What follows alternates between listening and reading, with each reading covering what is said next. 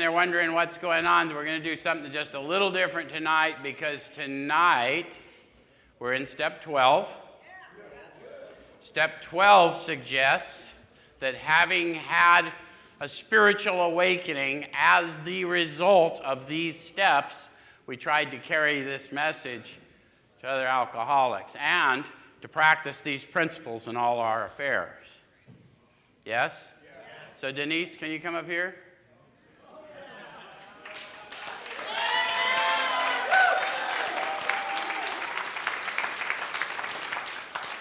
So how many members do I have in the building tonight? Good. Thank you for being here. How many graduates do I have in the building tonight? Thank you for being here. How many staff do I have in the building tonight? How many of you from the community have heard the rumors about New Freedom? How many of you know that we are people of faith at New Freedom?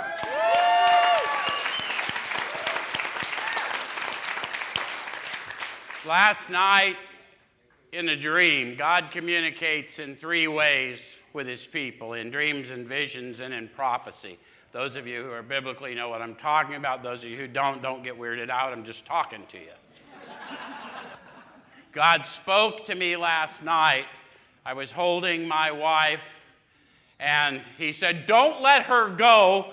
You too will speak with one voice. Speak to the wind and tell it to go the other way."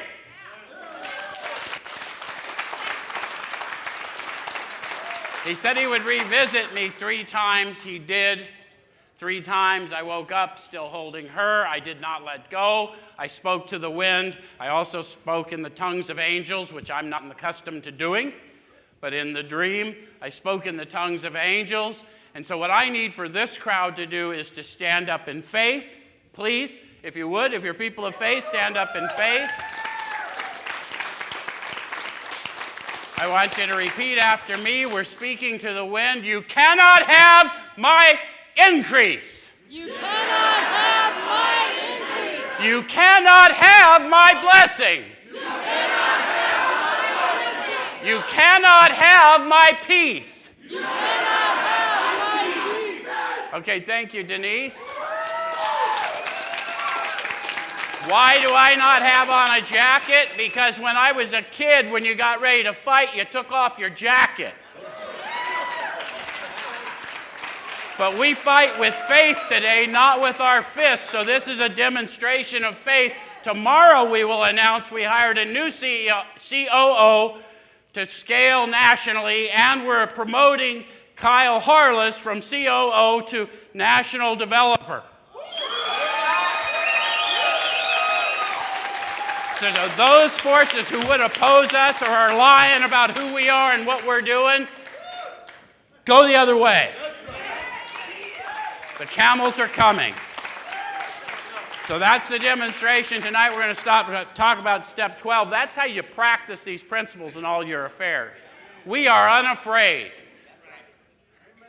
We are going to grow our community. We are going to free our people.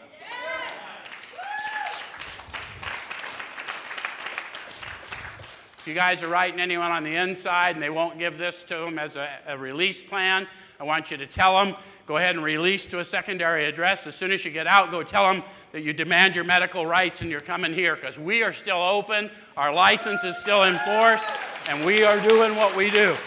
The rumors are bullshit.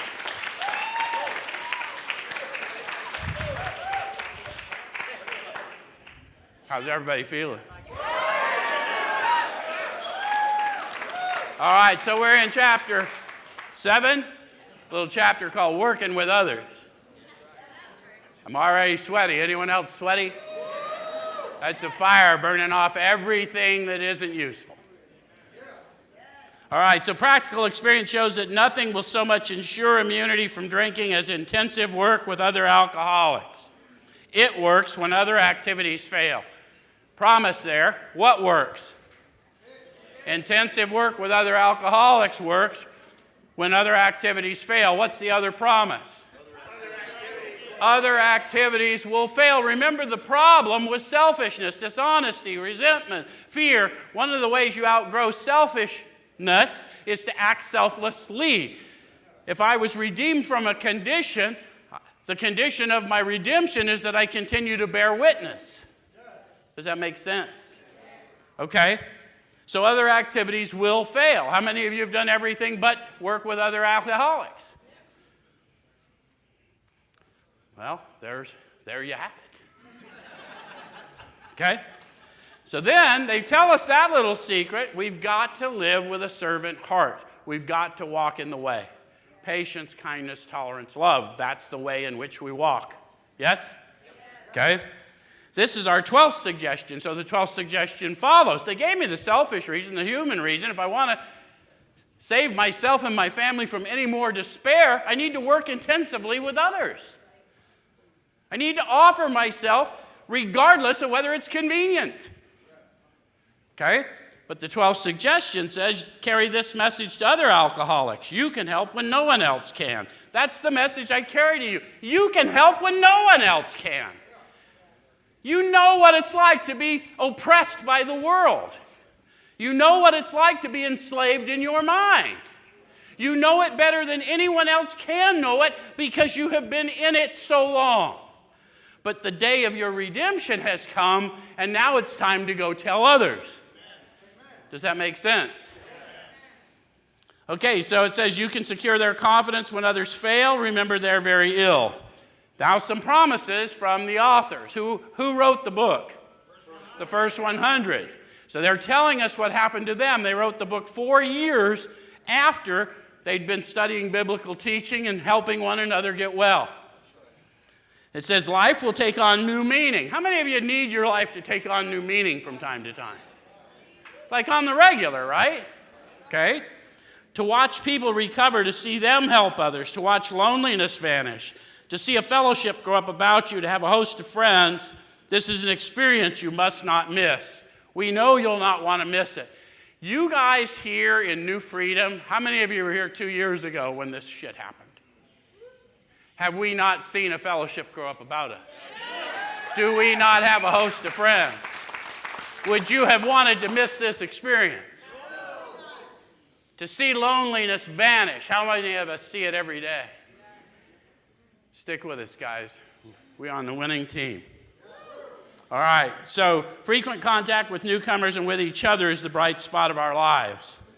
Perhaps you're not acquainted with any drinkers who want to recover. Is that true? Think about it. How many of you have been a drinker who didn't want to recover? How many of you went to a fellowship where they told you, we don't recover here? Yes. The author said they recovered 17 times in the instructions. They only said recovering once.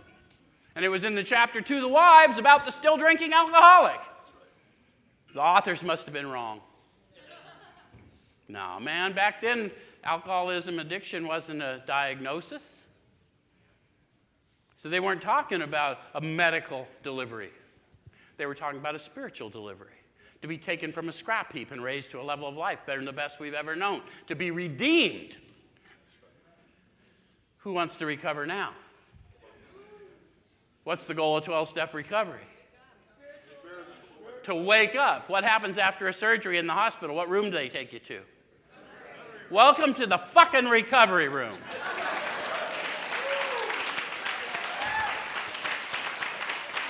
We're going to wake you up spiritually. And physically, too, maybe. Okay, he says you can easily find some by asking a few doctors, ministers, priests, or hospitals. They'll be only too glad to assist you. Don't start out as an evangelist or a reformer. Why? They tried it, it didn't work. No, they just didn't want it. It can affect people badly. Yeah? Okay? Unfortunately, a lot of prejudice exists. You'll be handicapped if you arouse it.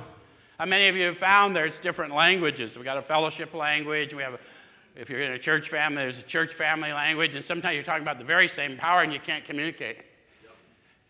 So it's easy to arouse prejudice, isn't it? But is it our job to win arguments or win friends? We're here to win friends, right? Okay. All right, so it says ministers and doctors are competent and you can learn much from them if you wish, but it happens that because of your own drinking experience, you can be uniquely useful to alcoholics. So what they're telling you is a biblical truth. The science and the priests can do what they can do within their synthetic powers, but us who have been redeemed have a different experience to share. Does that make sense? Okay, so cooperate, never criticize. To be helpful is our only aim. When you discover a prospect for Alcoholics Anonymous, find out all you can about him. How do you find out all you can about somebody? We ask questions, perhaps. We listen. Maybe ask some more questions. Maybe we just sit quietly with them if they're grieving. Any of you get here tore up? Had a lot of trouble controlling your emotion? Didn't feel like chuckling? If he does not want to stop drinking, don't waste time trying to persuade him. You might spoil a later opportunity. So we're not here to convince anybody. That's alcohol's job, methamphetamine's job, cocaine's job, fentanyl's job. Much more persuasive force than us. But when they cry out as God's people, he comes down. And then you show up and you bear witness. And it's a really simple process at that point. We're not struggling, right?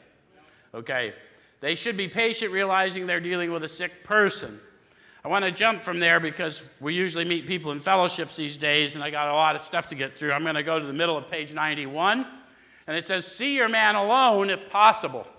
How many of you have been blessed with a spiritual awakening as the result of the steps and does endeavor to work with others? A good percentage of you.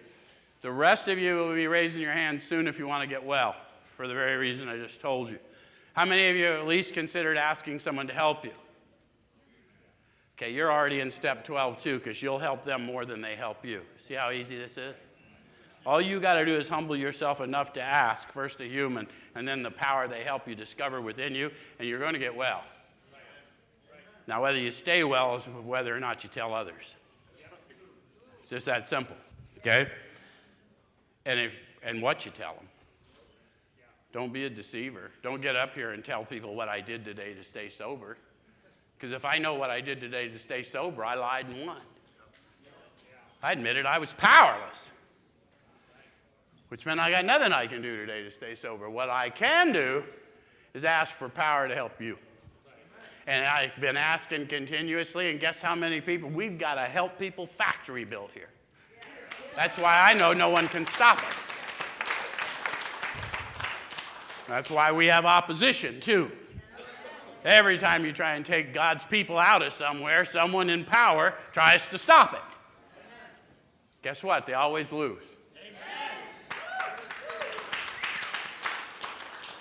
So it says, see your man alone if possible, and first engage in general conversation. So what's that look like? Get in the car. Sean has advocated kidnapping them for years. In this crowd, that's serious talk. It's not a charge they want, man. So what's it look like to have general conversation? How many of you have been to recovery rooms? What's the first thing you hear when they haven't seen you before? Got a sponsor? How much time you got? Here, read this book. General conversation. I haven't seen you here before. You work in the area? How do I know anything about who wandered into a room of Alcoholics Anonymous? Anyway. After a while, turn the talk to some phase of drinking. Tell them enough about your drinking habits, symptoms, and experiences to encourage him to speak of himself. So they're teaching us how to fish, guys. I just need to talk to you about my drinking habits. I drank too much for too long, lost too many things, too many people. I hurt people I never meant to hurt. I did irreparable damage to institutions and other things that I can't even imagine. I just did harm. And then, in spite of that, I'd do it again and again and again. I was not the guy who did the same thing expecting a different result. I did the same thing knowing exactly what the hell was going to happen to me. Did it anyway. because the pain was too great in the moment not to medicate. That's the facts about me. Anyone else relate? So at some point, we have that conversation, and they get to be curious, and then you look curious. Eric, tell me what's up with you. You look like you're on a winning streak.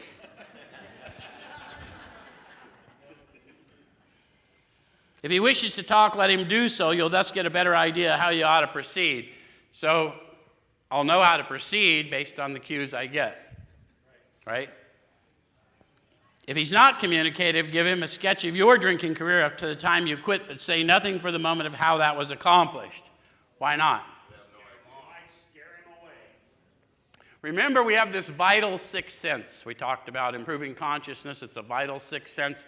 So I'm not looking at the moment with just my eyes, my ears, my five senses. I'm also spiritually looking at the moment and sense. Have you ever seen someone who covers up their deep sadness with their smile?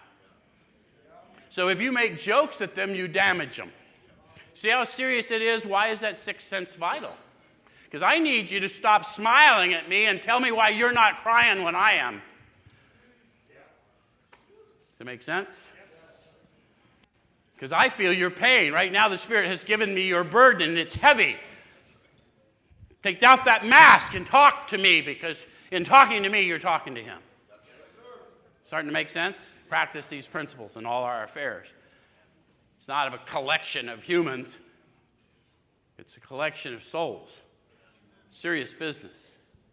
Okay, if he's in a serious mood, dwell on the trouble liquors has caused you, being careful not to moralize or lecture. If his mood is light, tell him humorous stories of your escapades. Get him to tell some of his. How many of you got some humorous stories of your escapade? Even if you wouldn't describe them as escapades. Right, that's a weird word, isn't it? Sounds a little, yeah.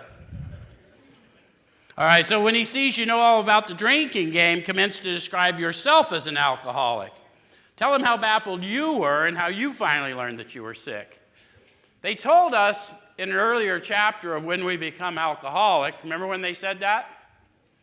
When we became alcoholic, crushed by a self-imposed crisis we could not postpone or evade, we had to fearlessly face the proposition that God's everything or He's nothing. So I'm not an alcoholic in any meaningful way until I know myself redeemed and I'm giving God the credit. Does that make sense? So when I describe myself as an alcoholic, I'm not describing you a current condition. I'm not describing you that I'm defined by my problem. I'm telling you that guys like me are dead, and yet I was sent here because I was given new life in Him, and He has sent me to you to offer that to you. Does it all start to make sense? It should make sense. And even if some of you have religious sensibilities that this is troubling you, this is the best way. Never cut someone else's dope. That's shitty. You dish it straight, and then they do what they do. It is shitty, isn't it, Wayne? Wayne used to cut his own dope to make it last longer. Then he was mad at him. Okay, so how baffled were you while you were in your active addiction? Pretty freaking baffled, right? And we were baffling to others, and people would demand an explanation, and we had no explanation, yes? That's what we tell them. There's no explanation. I don't have one. I don't know why I do it. I don't know how to not do it. You know why? Because to not do takes no power. I had to get dead so I could seek life. Anyway, all right, so show him the mental twist which leads to the first drink of a spree. What's that for you? How many of you had some clean time? How many of you saw a bunch of people going out doing stuff that looked like fun? How many of you had a vague sense that that probably wouldn't be as fun for you? How many of you wanted to do it anyway? How many of you learned like me? The reason they can do it and I can't is they went home and I went and lived under a bush.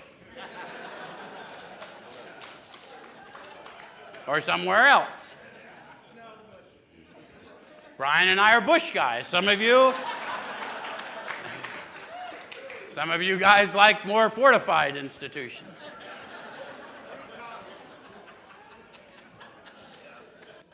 So it says, we suggest you do this as we've done it on the chapter on alcoholism.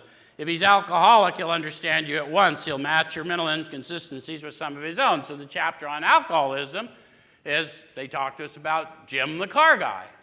How many of you have read this book and have read about Jim the car guy?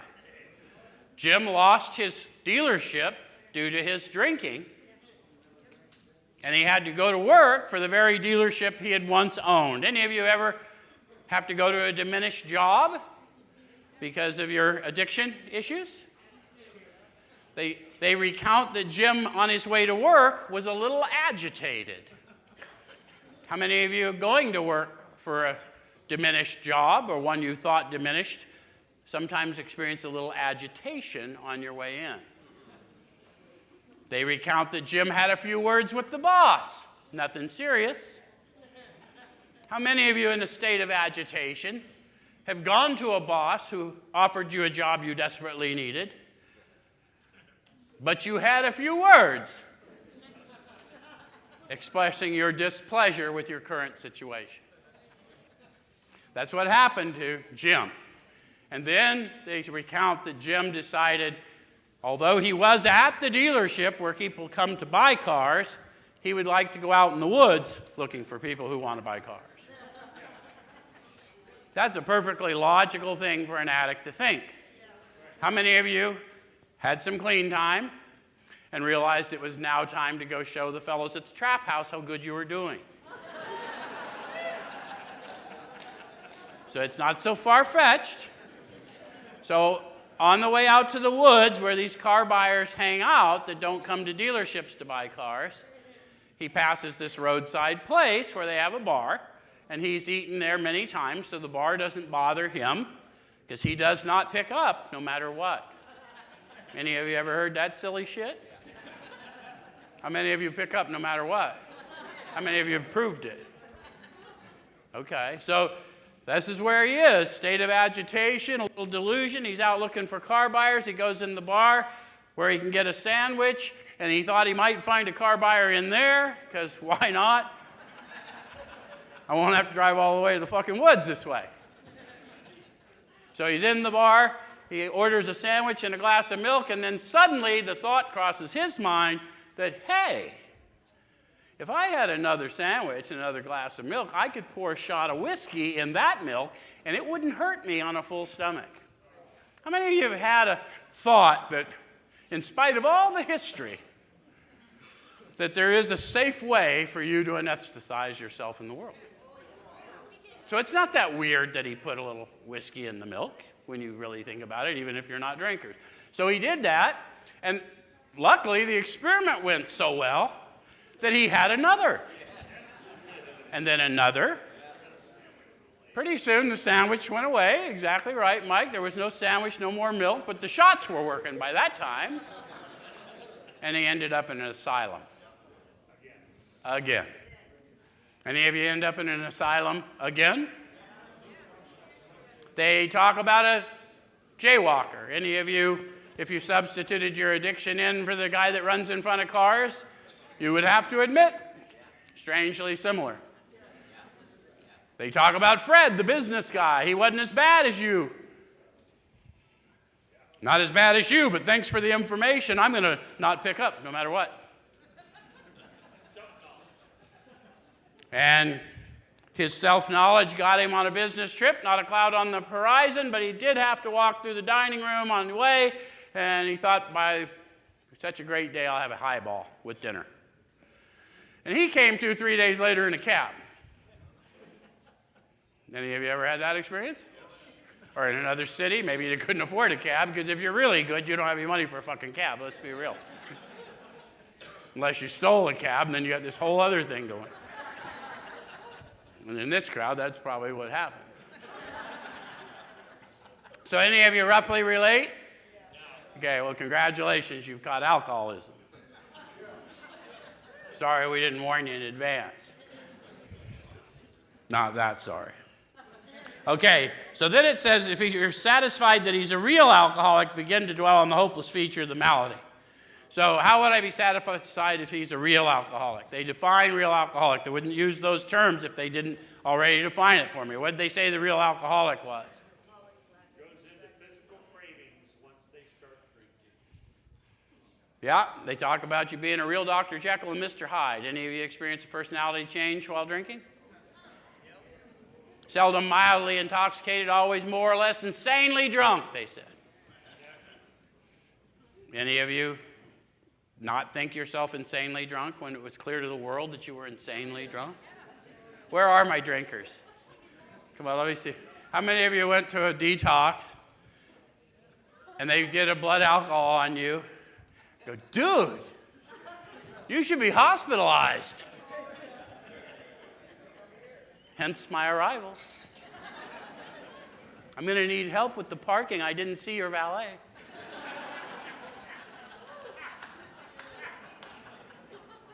Blissfully unaware of my condition. Anyone understand what I'm talking about? Begin to dwell on the hopeless feature of the malady. So what is the hopeless feature of the malady of alcoholism, addiction? I won't be able to stop. Doesn't matter how much self-knowledge I have. I will not be able to stop. Not just when I'm using. My life proves that I can have a significant amount of clean time. And eventually, another test of my spiritual status will come up. And off I go again. Anyone else have that experience? All right, so it tells us that show him from your own experience how the queer mental condition surrounding the first drink prevents normal functioning of the willpower. Don't at this stage refer to this book unless he's seen it and wishes to discuss it, and be careful not to brand him as an alcoholic. Why? I just told you how they defined an alcoholic. I'm not an alcoholic until I'm declaring myself redeemed. That's the problem with the churches. Well, you're calling yourself an alcoholic. No. Matthew was Levi the tax collector. In the Gospel of Matthew, you will find that he declares himself an apostle and a tax collector. Why? Because he was redeemed from a pitiful place, and he now is changing the world. I'm just trying to tell you, so if you're not understanding how it's relevant, we're trying to make it relevant. Anyway, so careful not to brand him as an alcoholic. Let him draw his own conclusion. If he sticks to the idea that he can still control his drinking, tell him that possibly he can if he's not too alcoholic. Now that sounds like we're throwing him under the bus. But I'm sitting in a room full of people I'm assuming are not unlike me. None of us, to a man or woman, wants to be told we're not addict enough. We will one-up you. Go to the meeting after the meeting and tell a story about the worst experience you ever had. I'll guarantee there's 6 worse. Whether they're real or imagined. Because that's the kind of people we are. So we're not throwing them under the bus. We need their conscious participation in our plan for their salvation. Make sense? I can't give them the want to. That comes from God. I can just show them what happens when you get a little want to in you. Okay? All right. Insist if he's severely afflicted, there may be little chance he can recover by himself. Continue to speak of alcoholism as an illness, a fatal malady. Talk about the conditions of body and mind which accompany it. This goes back to what Sean was talking about. We don't want to talk to them in Alcoholics Anonymous in case they're prejudiced. So we just want to talk about how baffling it is for me to just stop for one little drink and end up 3 weeks later trying to figure out what city I'm in. Went out for cigarettes, ended up in Mexico. I don't know. A little loss of control, perhaps. None of you did that shit? Some of you I know did. Some of you came out here on vacation and left on probation, right? That's the story of Arizona Visit. Keep his attention focused mainly on your personal experience. Explain that many are doomed who never realize their predicament. Why am I an expert on how many are doomed that never realize? Because if I'm doing my job, I've seen it time and time again. Our family that knows us when we're in it starts preparing for our burial. Bet on it. Think about what you're doing to your families and loved ones when you're in it, because that's what's up. And until you start thinking more of others than you do of yourself, you're not going to get well. The minute you think of them, a window opens into your consciousness and new power flows in. And you'll find yourself able to do things you were not able to do before because your perspective changed. Why did we speak to the wind before the meeting started? It's going to change. I don't give a damn about what it looks like. I'm telling you about who wins. Okay. Explain that many are doomed who never realize their predicament. Doctors are rightly loath to tell alcoholic patients the whole story unless it'll serve some good purpose, but you may talk to them about the hopelessness of alcoholism because you offer a solution. How many of you know what solution we offer?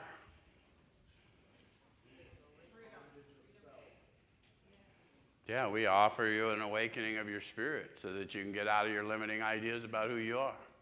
We're going to introduce you to who you are and whose you are, and you'll walk free. That's what we offer.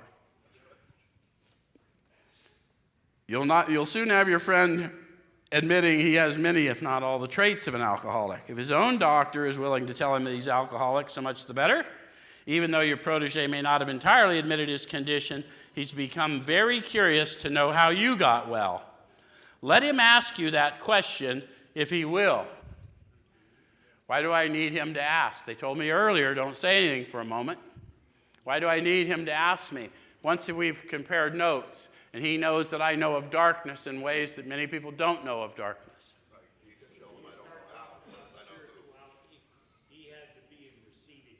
There you go. Did you hear him? And we'll know it not only from what they say, but how we feel. How many of you had that experience when you knew it was time to let them know? So it says, tell him exactly what happened to you. Why am I properly armed with the facts about myself in step 4? So I can tell him exactly what happened to me. I was preparing to be a good witness. What's that look like? I can tell you what it looked like for me.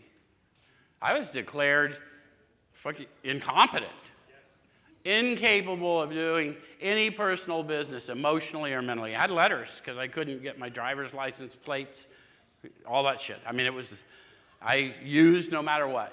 I was either locked up or chained down. I came out of a coma and woke up, and as soon as they rehabbed me where I could feed myself and walk again, I walked right out of there with my ass hanging out, and I went across the parking lot and got a beer. That's who it was. And then one day I ended up in a detox after that time, and I'm sitting there, and a man who was carrying this message, who offered this solution, walked into that detox, and he started telling a story of a redemption that I had not experienced as a result of these rooms. And what I can tell you is in that moment, I knew I needed to speak to him, and he agreed to meet with me. And on the day I got out of that detox, and I had gotten out of dozens of detoxes, but on the day I got out of that one, he came to me, and he spoke into me. And I can only tell you that from that day to the present time, I've never stopped walking and giving credit to God and singing his praises, because I know what it is to be dead, and now I am alive. That's exactly what happened to me. And many of you have the same story because, interestingly enough, about our community, we know that about each other. So I'm sitting in a room full of dead people who are now alive, but we're not many, we are one, which is why we can feel each other.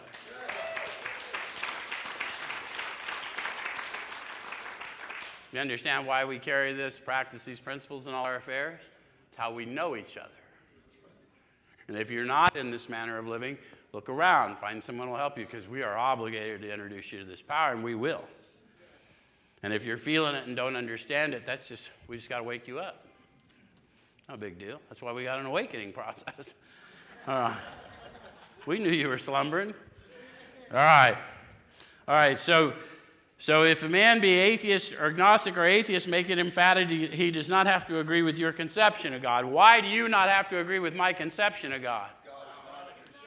God's not a conception. This is not a conception. I was a certified shit show. I am less so now. That's it. That's the demonstration. That's what Bill said of Ebby. This guy's worse than me, and yet he's sitting there declaring that God delivered him. At long last, I saw the miracle sitting in front of me. I felt, and then I believed. So God is the subject of my experience, not the object of my belief. I don't care if you believe what I believe, but do believe that I do believe what I say I believe. You don't have to agree with what I believe, but believe I believe, that's enough.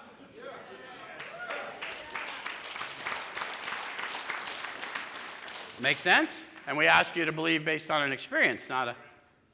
Right? So if you're feeling me, then believe that. And we'll help you improve consciousness of that, because the answers for you are in you. They're not coming from me. What you're feeling is happening in you, not from up here. I just know it because we're one. And there's one who has all power. That one is... There you have it. That one is power. You're absolutely right. He can choose any conception he likes, provided it makes sense to him. So we go to great lengths to help you make sense of the power we get introduced to. The authors talk to you about electrical theory. We all believe in electrical theory, even though we can't necessarily fully define or comprehend it. That's why it's still called, after all these years, electrical theory. They don't call it electrical fact. Why do we believe in electrical theory? Because we've experienced its effects. Why do we come to believe in God?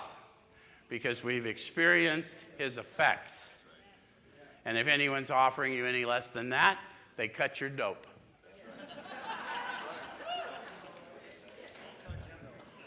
It ain't a doorknob. It's not a light bulb. It's not a sock named Oscar. It's not a group of drunks. It's power better than you ever wanted to be, residing in you, taking you to places you never imagined. Okay. So it says the main thing is that he be willing to believe in a power greater than himself, and he live by spiritual principles. The reason you want to believe in spiritual principles is you want to practice these principles in all your affairs, because that's how you improve consciousness of this power, peace, happiness, and sense of direction flowing into you. Does it make sense? Not a theology. Any of you, I can feel the prejudice coming up. Guys, I'm not preaching. I'd hold the Bible up and wave it if you wanted me to, but that's not what we're here. We're talking about redeemed people. We're talking about real miracles sitting around one another who have no reason to explain why they're not dead, and many, many others they started out with and ran with are. And I can tell you why, because he chose you. And the chosen don't choose, so quit telling me what you chose today. It's just not true. The chosen do not choose.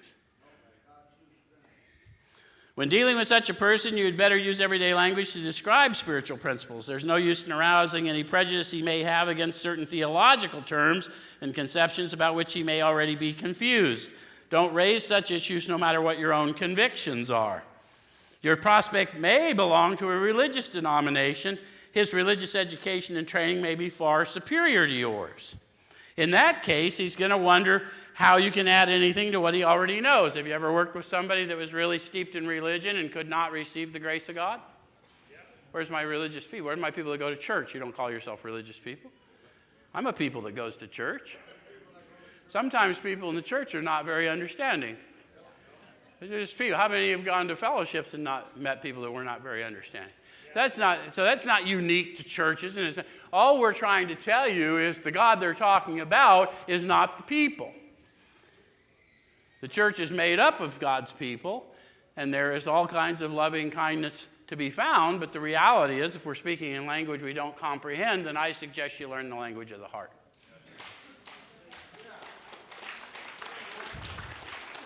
You get what I'm saying? It's more about what I'm feeling in your presence, because that signature comes with you. When you're his, it'll come with you. Whether you know you're carrying it or not, I'll know.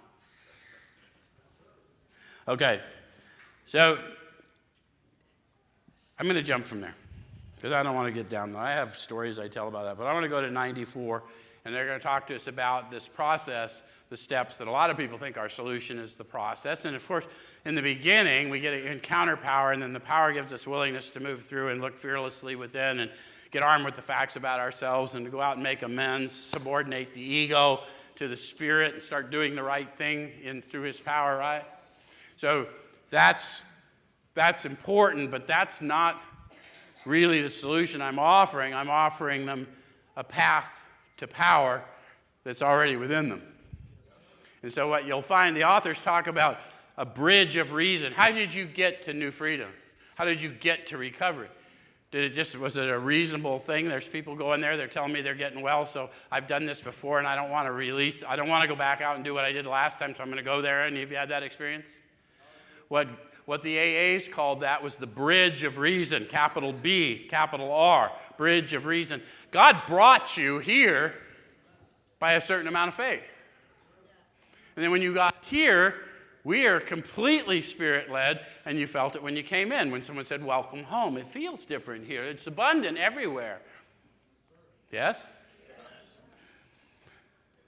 So, the process is the power, but believe me, the solution I offer is not process, but power. Because process only reveals the power to me through me. It also reveals the frailties to me. Make sense? Okay. So outline the program of action explaining how you made a self-appraisal and how you straightened out your past. So it would help if I had made a self-appraisal in order to explain to them how I had done that, right? And then how did I straighten out the past?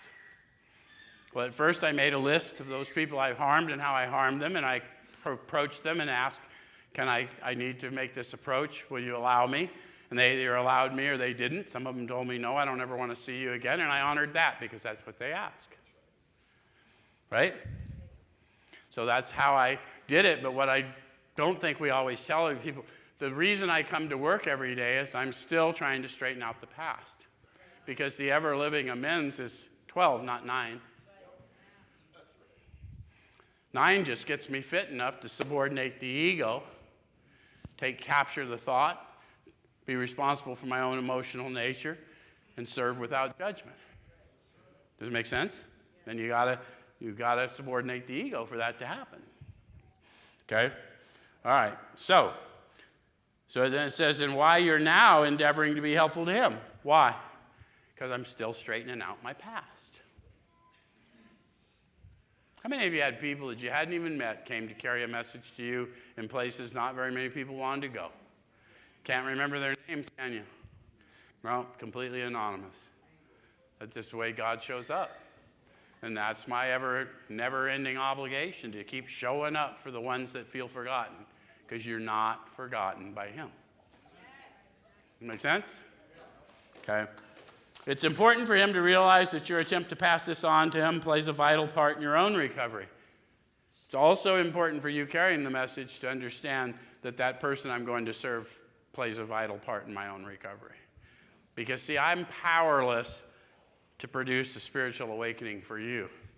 I'm also powerless to produce a spiritual awakening for me. What I do is become conscious through prayer and meditation, through service, and I serve as an instrument, and in that process, all the healing I've ever needed that I didn't know I needed flows through me to God's people. If you don't believe me, we've treated 2,700 people through here since we opened, not quite 2 years from now, and 28 of them have gone back for new charges. How many of you come from ADCRR and know that's not a normal statistic? That's less than 1%, men and women.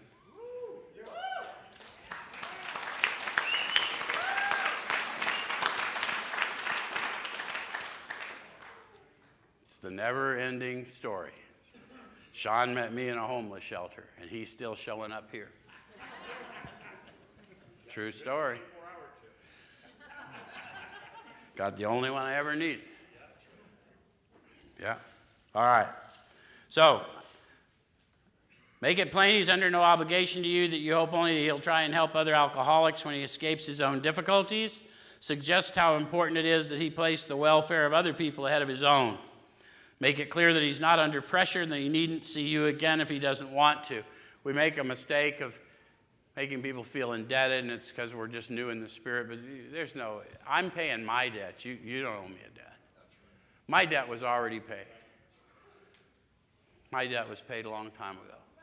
And I'm just continuing to pay it forward because that's my obligation in him. You should not be offended if he wants to call it off, or he's helped you more than you've helped him. If your talk has been sane, quiet, and full of human understanding, you've perhaps made a friend. How many of you have made friends and then later were able to have more spiritual conversations, but at first they thought you're a little weird? Because like Sean's point, he puts them in a car and just drives and then just talks to them until they just wear the fuck down. That's true, he does listen.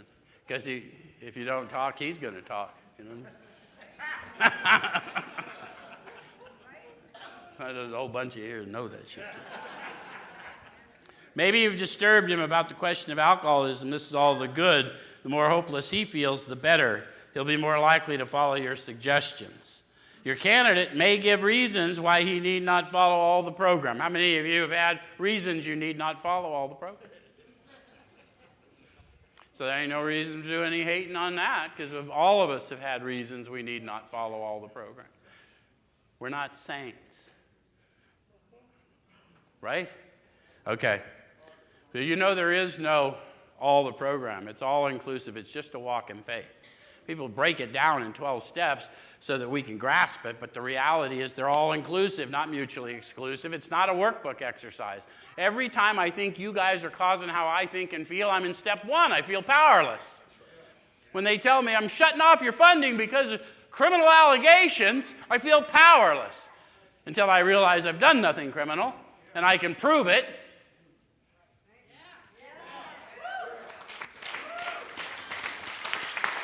And because of you guys, we have a war chest, not because of the money, but because of the faith stored up from the redemptions that are here. We got community partners that are giving a middle finger to the powers in play.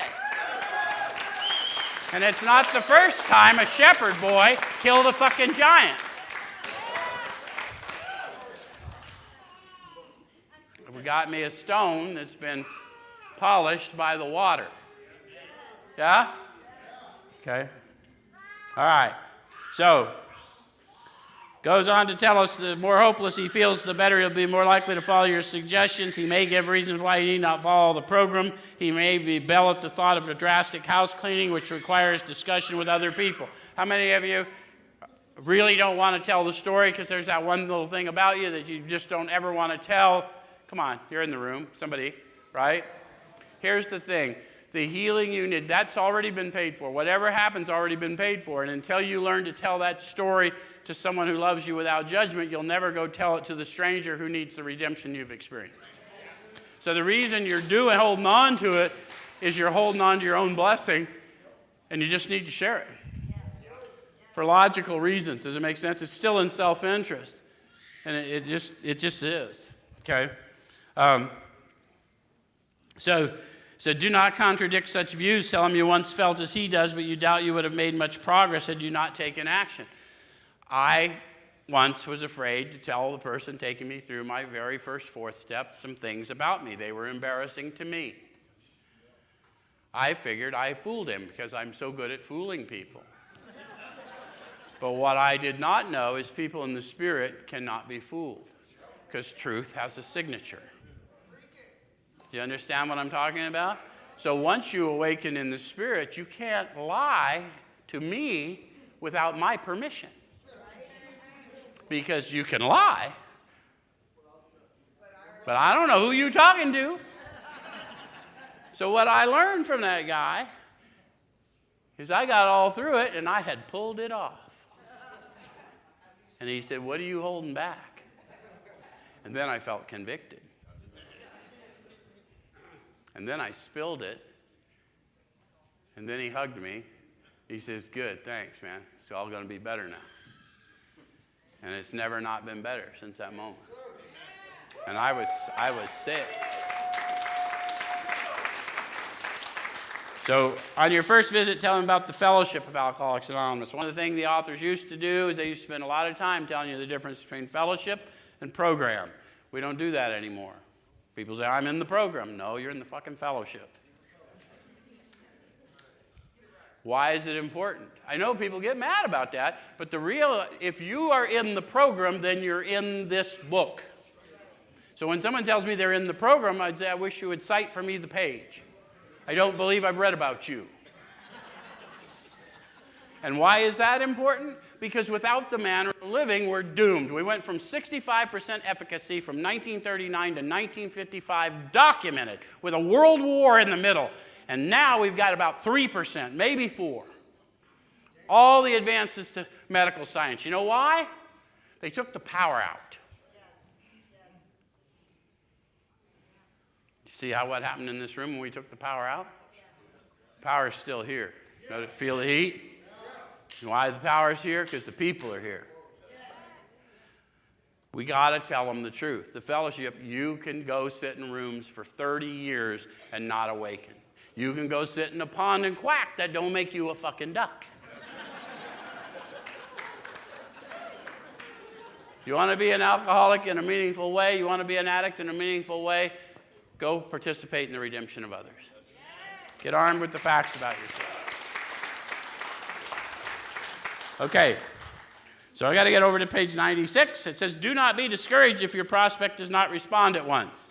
How many of you have tried working with others and they kept twisting off?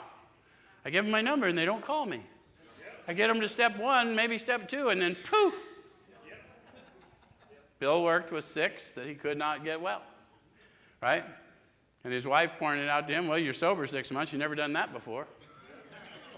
So it wasn't really your sobriety you were shaking. It was your awakening to your powerlessness. And sometimes those people that don't get well are awakening you to your own personal powerlessness. So we can be thankful for them. My friend Lance went and chased one today. Because it's our job as lost sheep wranglers to go get the lost sheep when they go off the rails. It is not our job to keep them in the pen when they leave again. We did our part, water over the dam. Does it make sense? All right. So it says you're sure to find someone desperate enough to accept with eagerness what you offer. What do I offer? I offer you evidence of a redemption possible for you. That's it. And I offer to walk with you into yours if you want to go. The stuff I've heard over the years, oh, you don't ever have to feel like this again if you don't want to. Bullshit. You're going to feel much worse than this because you're not going to have any anesthesia. But I'll walk with you through it. Right? Come on, man. We say silly things as humans to try and think we're padding the moment, but we're cutting their dope. Don't be that guy. Okay. We find it a waste of time to keep chasing a man who cannot or will not work with you. If you leave such a person alone, he may soon become convinced that he cannot recover by himself. How many of you had that experience? Where's my friend Parker? Just takes a minute, huh? Can't recover by ourselves, can we, brother? Hell no, but you came home, didn't you? We're glad you're here, Parker, by the way.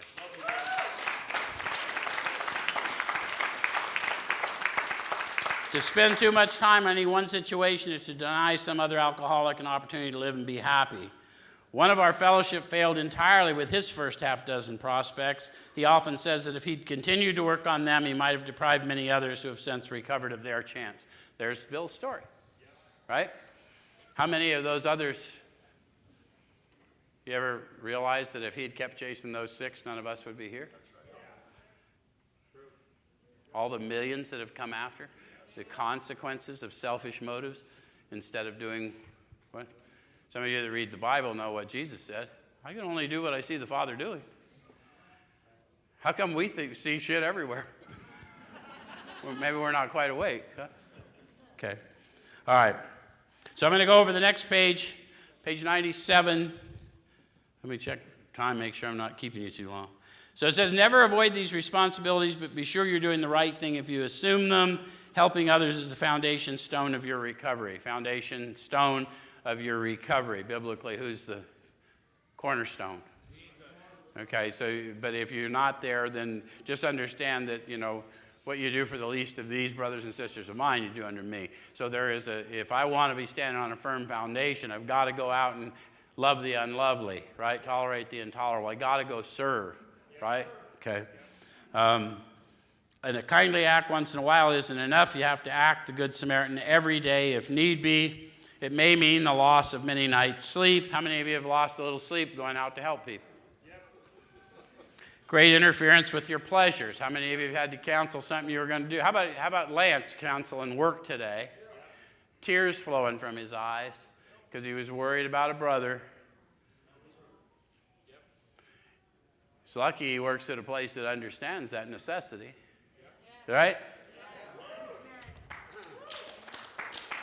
Interruptions to your business. It may mean sharing your money or your home, counseling frantic wives and relatives, innumerable trips to police courts, sanitariums, hospitals, jails, and asylums. How many of you made innumerable trips to all those things? Yeah, that's the debt we owe, right? All the people that came to see us in all those places. Your telephone may jangle at any time of the day or night. Your wife may sometimes say she's neglected. Don't have one of those anymore. Because you neglected her.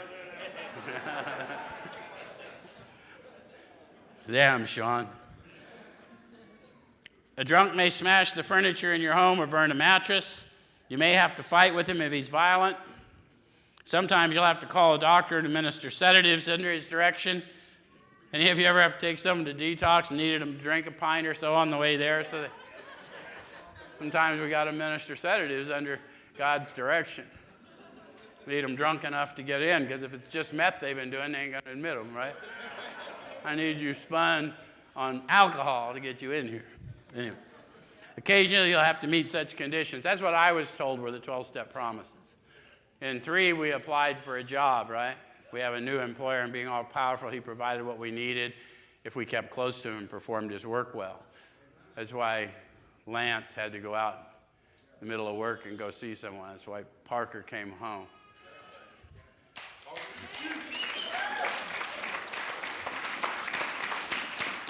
That's why my friend Parker Mr.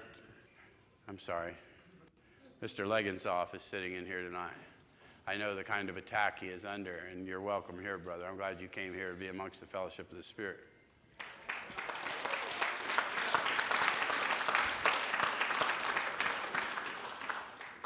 So, I think that's it for you guys. Next week we're going to be in, well, I'll do one more thing. It says, burn the idea into the consciousness of every man that he can get well regardless of anyone. The only condition that he trusts in God and clean house. When we say God, what are we talking about? Power. Trust in power and clean house.